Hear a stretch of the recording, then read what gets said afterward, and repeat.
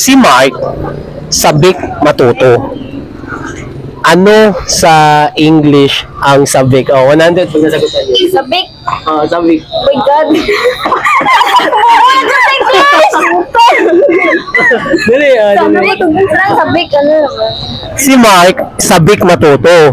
So, ano sa English ang sabik? Sisi. Sabik ang... Ano? Ano?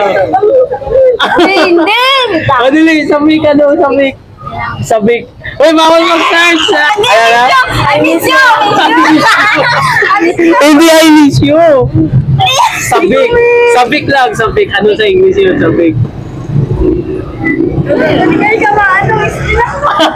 Okay. Ano? Sabik. Meron? Hindi. Wow. Sige, mga idol, yung sabik, comment nyo dyan kung ano yun sa English.